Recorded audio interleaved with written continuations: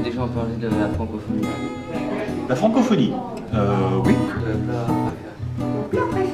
On a travaillé sur la francophonie, donc on a été interviewer des gens, on a été faire des micro-trottoirs, on leur a posé des questions pour savoir ce qu'ils pensent eux de la francophonie. Le projet, ça me permet de voir comment ça se déroule, une émission de radio, toute la préparation qu'il faut avoir pour avoir les informations et pour pas dire des choses fausses ou quoi que ce soit.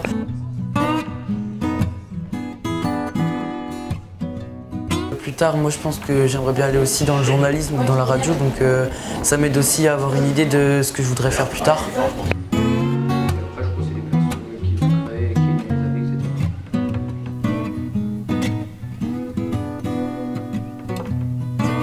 Je pense que un peu de confiance en soi pour certains et de l'ouverture, parce qu'il a fallu quand même aller rencontrer, interviewer des personnes qu'ils n'avaient jamais vues avant sur des sujets qu'ils ne maîtrisaient pas forcément.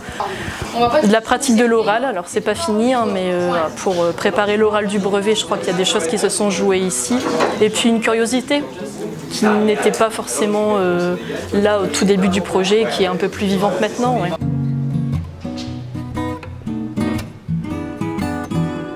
Aujourd'hui, on prend des photos avec nos couleurs de groupe. Donc ma couleur, c'est bleu. Du coup, là, on cherche des endroits où il y a du bleu. Et après, on va être photographié par groupe de couleurs pour tester les appareils photo, etc.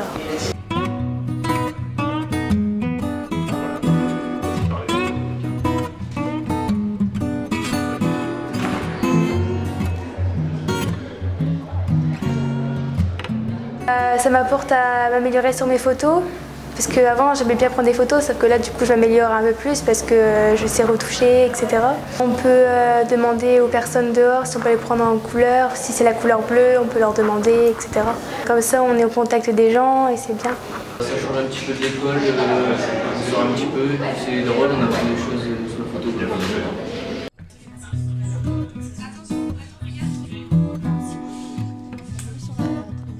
On travaille sur les agressions, les harcèlements, le sexisme, tout ce qui touche les femmes contre l'homme. On fait un travail pour faire comprendre aux personnes ce qu'ils subissent.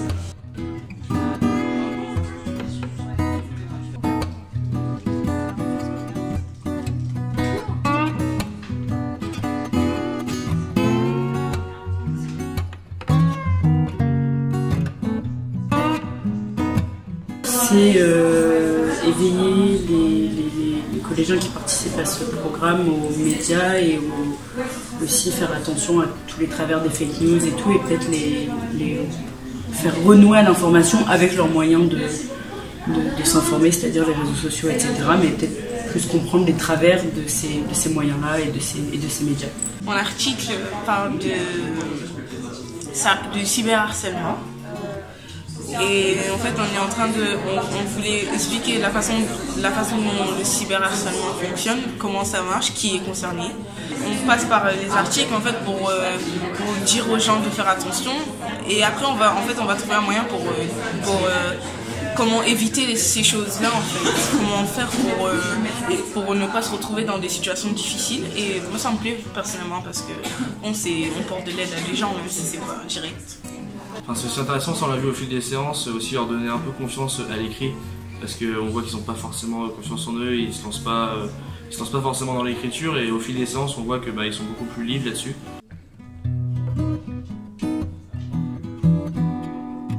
Mais à la fin ils écrivent toujours des articles, que ce soit sur le journal papier comme au premier semestre, ou alors sur internet comme on est en train de créer avec le WordPress.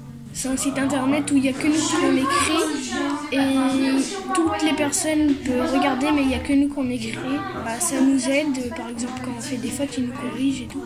Et comme ça on est plus nombreux pour nous surveiller. Mais aucune contrainte, ils sont libres en fait. Et ensuite on est derrière et on les supervise. Il y en a un groupe où on travaille sur Fortnite, un groupe FIFA. On explique dans les jeux. Pendant toute la semaine on apprend et là ça nous permet de redistribuer ce qu'on nous a appris. C'est un exercice différent de ce qu'on fait d'habitude, c'est vraiment d'essayer de développer sa pédagogie et à communiquer avec des avec des personnes avec qui, si c'est pas notre famille, on va pas forcément aller vers eux.